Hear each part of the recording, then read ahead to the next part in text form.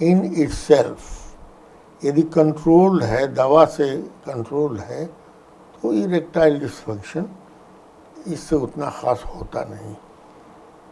अब साइकोलॉजिकली आदमी को साइकोलॉजिकल इरेक्टाइल डिस्फंक्शन हो तो that is a different issue कि हमारा ब्लड प्रेशर बहुत ये है, और इसलिए सिर्फ हाइपरटेंशन की वजह से और उसकी दवा यदि आदमी खा रहा है तो इरेक्टाइल डिस्फंक्शन होता नहीं है।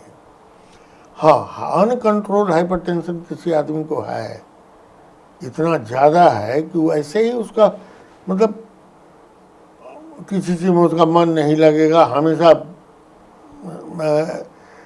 परेशानी में रहेगा, और वैसी हालत में जब आदमी परेशान रहता है तो सेक्सुअल एक्टिविटी कम हो ही जाती है।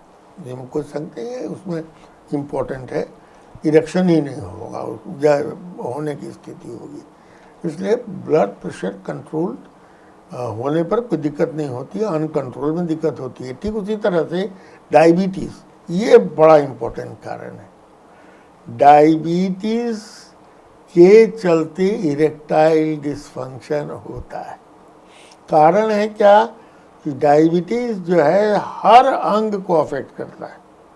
राजीव रंजन तो रोज़ आपके चैनल पर भाषण देते ही हैं डायबिटीज़ के बारे में, तरह तरह का, तो बताते ही हैं कि डायबिटीज़ के वजह से शरीर के हर अंग पर असर पड़ता है और ब्लड वेसल्स पर बहुत ज़्यादा असर पड़ता है। और सारा खेल तो ब्लड वेसल्स का है। ब्लड वेसल क्लॉग हो गए हैं या बहुत उसके अंदर इतना ये हो गया है, बीमारी हो गई है कि खुलता नहीं है ठीक से, तो ऐसी स्थिति में इरेक्शन होने में दिक्कत होती है। ब्लड का फ्लो, जब इरेक्शन की प्रक्रिया शुरू होती है तो ब्लड फ्लो बहुत ज़्यादा पेनिस के अंदर बढ़ जाता है।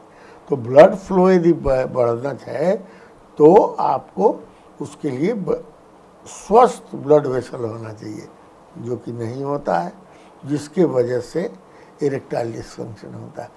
दूसरी प्रॉब्लम होती है, नर्व को इफेक्ट करता है ये डायबिटीज़, तो उसके चलते भी इरेक्टाइल डिस्फंक्शन होता है।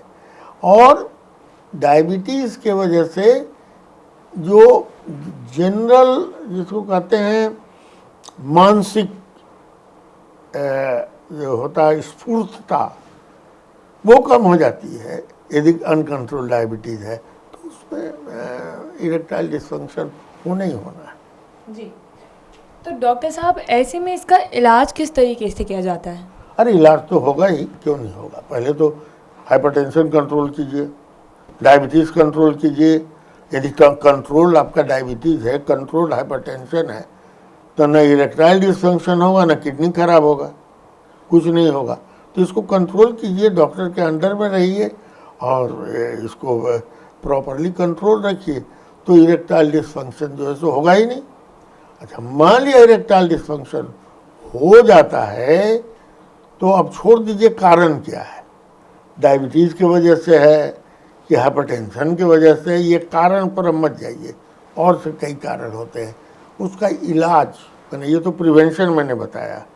क्योर जो है, दवाएं हैं बहुत सी जो कि ले सकता है सेक्सुअल इंटरकोर्स के पहले आदमी, लेकिन उसमें एक ही चीज़ ध्यान देना होगा कि the other partner has to be ready for sexual intercourse. तब हम लोग सिल्डेनाफिल, टैडालाफिल ये सब देते हैं। कुछ केसेस में हम लोग लोकल इंजेक्शन भी देते हैं पेनिस में, वेरी स्मॉल अमाउंट, जिसको कहते हैं पापावेरिन का इंजेक्शन, वो करते हैं यदि ये भी फेल कर गया मान लिया। और जनरल इलाज तो करते ही रहते हैं उनके मरकज़ का, ये भी यदि फेल कर गया तो फिर अंत में जो है क्या उसको कहते हैं प्रोस्थेसिस देते हैं, पेनाइल प्रोस्थेसिस। वो भी दो तरह का प्रोस्थेसिस होता है, अभी इतना लंबा जानने की ज़रूरत नहीं है, लेकिन वैसी स्थिति जब आती है तो हम लोग पेनाइल प्रोस्थेसिस लगाते हैं। जी।